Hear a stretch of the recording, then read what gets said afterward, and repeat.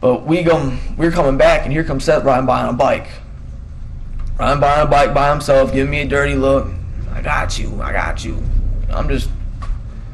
Mike's in the bag picking teeth from his skull and playing with his tongue. He's all sick and everything. I want my mommy. He kept on punching him and shooting him, and I had to grab him like this to pull him back, and I told him to stop. You mean people are gonna hate us for this? I hate my life. This is our life now. Oh my God. In today's episode, we'll discuss the case of Seath Jackson, a 15-year-old boy from Summerfield, Florida. Seath Jackson was what most people would describe as your typical teenage boy. He enjoyed spending time outdoors and being around his friends and family. He had a reputation for being quite a comedian. In addition to his incredible sense of humor, Seath was rather popular with girls his age and had quite a few admirers. A genuinely good kid with a big heart, Seath naturally found himself becoming more interested in girls in the dating scene, which is how he ended up in a relationship with a young girl named Amber Wright in the summer of 2011. Amber Wright, a 15-year-old girl known for her signature long red hair and freckled face, managed to capture the attention of Seath Jackson, who believed she was the love of his life. Sadly, this short-lived love affair would have a tragic ending, the kind that no one saw coming, except perhaps Amber Wright herself. Upon meeting Amber Wright for the first time, it was love at first sight for Seath Jackson. The relationship between the two quickly became intense, with both expressing their love for one another to friends and on social media. Although Seath's parents approved of the relationship between the two, they believed that Amber Wright had a bit of a manipulative side, which caused them some concern. They noticed certain behaviors that weren't what they wanted for their son, but they didn't want to press on the issue too much. In fact, one of Seath's parents' concerns was Amber's jealousy. Seath's parents had stated that both Seath and Amber were jealous, which caused a lot of tension in their relationship. As the relationship became more and more toxic, Amber began cheating on Seath with other guys, including an 18-year-old man named Michael Bargo. After discovering Amber's infidelity with Michael, Seath's emotions surge, leading him to challenge Michael to a physical confrontation, which Michael agrees to.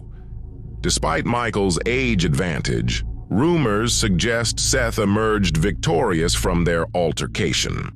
Yet Seath's triumph doesn't reconcile his feelings for Amber. The breach of trust was enough damage for him to sever ties. Their breakup would unfold publicly, as both would go on social media platforms and talk about each other to their friends and family publicly. Amber would start dating Michael shortly after Seath and Michael had their interaction with each other.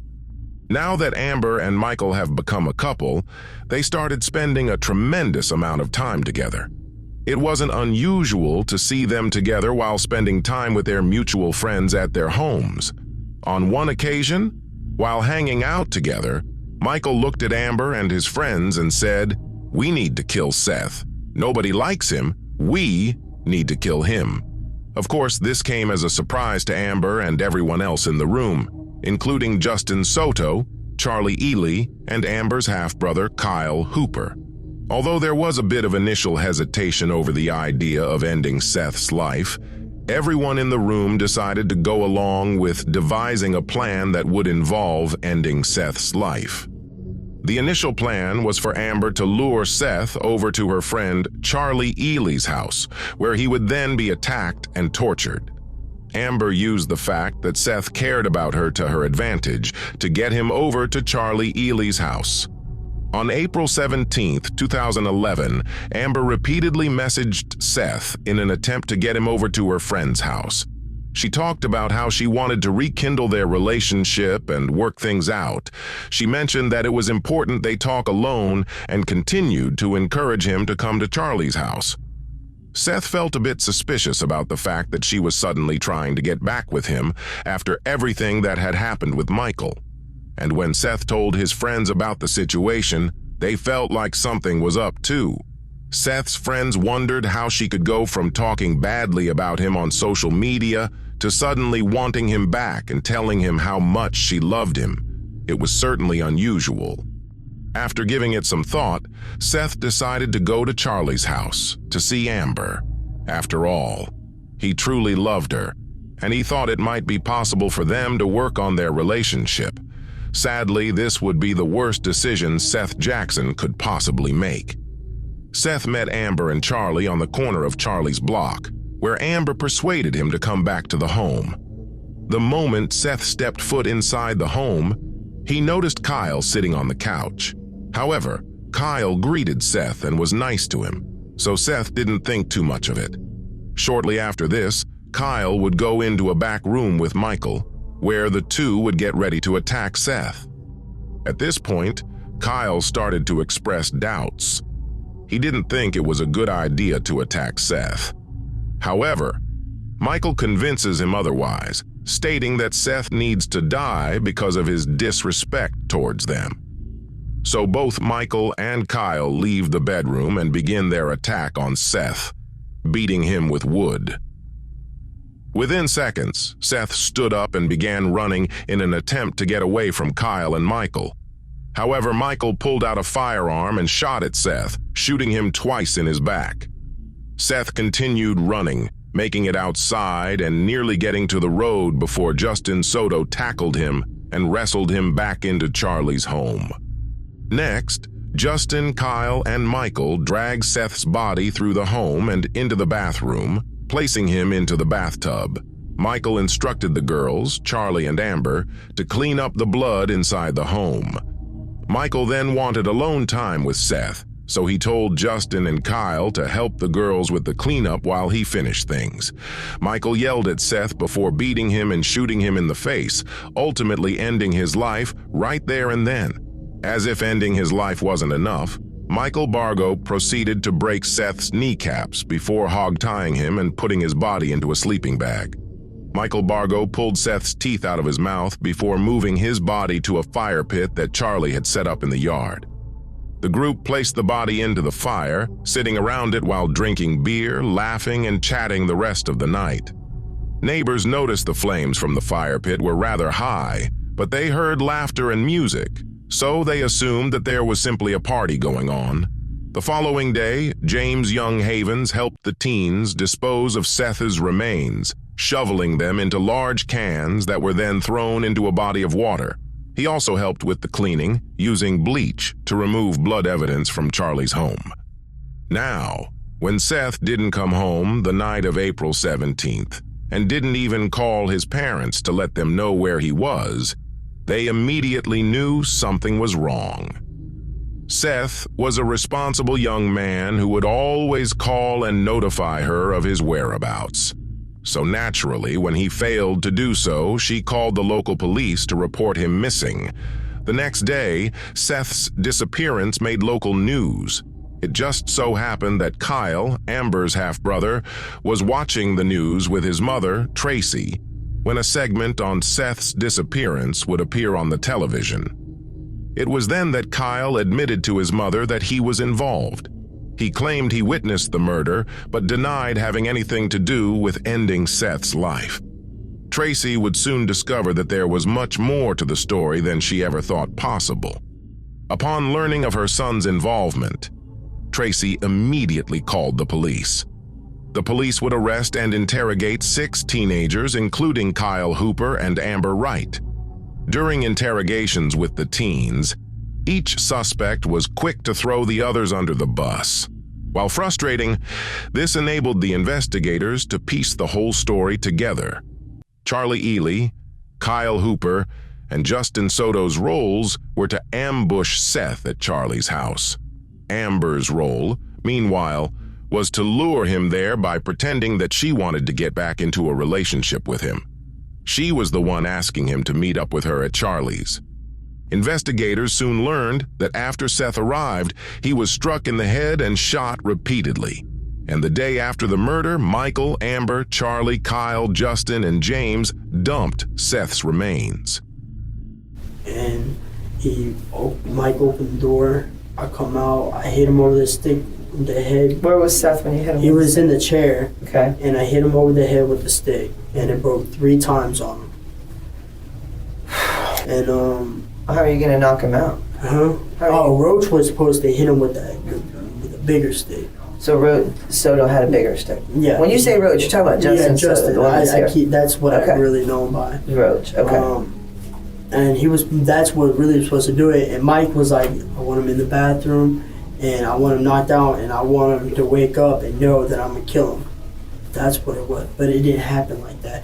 I hit him, and he stood up, and when I broke it over his head 3 times, he stood up, and then Roach come in, and then he hit him with his stick, and then he was trying to go through the kitchen, and Mike shot him in the back twice with the gun. Okay. And then he was still trying to go out the front door, and Mike just kept on shooting him. I kept on telling Mike, I was like, stop it, let him go. I had to. They knew we were lying. They knew it the whole damn time. What they say to you? So we interviewed Amber. 1 second. Is that your mom's purse? Yeah. And give her mom. Did she leave it? No, I've seen it. Said, What did you guys say? I know you're lying to me. I know all of y'all lying to me. And now we cannot help you unless you tell me every detail and the whole story. She told me, like, Kyle, he told her every detail. And I was like, what did he tell you? I told her She everything. started from whenever Brandon was there playing the guitar. And she was like, if you lie to me, I will walk out here and I won't give a shit what happens to you. That's exactly what she said to me. Yeah, they made me spill everything out. I had to. I had no And I didn't choice. clean up anything, and he keeps asking me, did you clean up anything? I was like, no, I've been in my room. That's what I told him. And I'm like, me and Amber have been in the room. We didn't see blood, we didn't see anything. No, I told her I cleaned it because she knows I cleaned it. Well, I told her that too. I wasn't gonna leave Did you out. tell her I cleaned the floor? Well, I told her. I told her I only cleaned the door.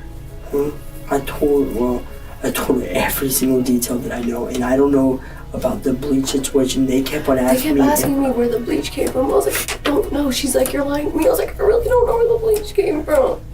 I told her the same exact thing. I didn't know when I got to that house, when I started living there, that bleach was there. As far as I knew. She was like, does your mom know about All I this? can say is we're all screwed.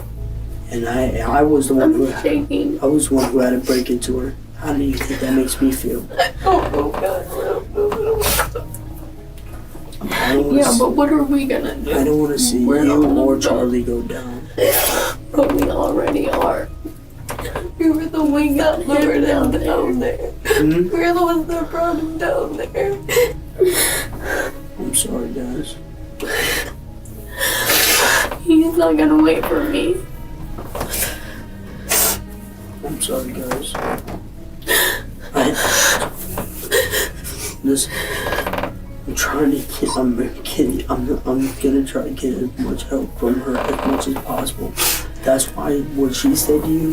She said, Did I will anyone walk ask out for a of this. lawyer? "Huh? Did anyone ask for a lawyer? You can't. Who's got money for a lawyer or an attorney? No, they won't appoint one to They you. can appoint one to you, but what's the sense of having? One's gonna get appointed to you anyways when you go into the. When you go into What's the point of court. having one when we're the ones who did it and we just told the jury? What's the point? We're all gone. Mike's in the bag picking teeth from his skull and playing with his tongue. He's all sick and everything. I want my mommy. He kept on punching him and shooting him, and I had to grab him like this to pull him back, and I told him to stop. You mean people are gonna hate us for this? I hate my life. This is our life now. Oh my God. Although they were juveniles, each suspect involved was tried as an adult. At separate trials, Amber Wright, Charlie Ely and Kyle Hooper were found guilty of first-degree murder and sentenced to life in prison without parole. Justin Soto pled guilty and also received a life sentence, with James Havens receiving a 10-year prison sentence for being an accessory to murder for helping clean up and dispose of the remains after the fact.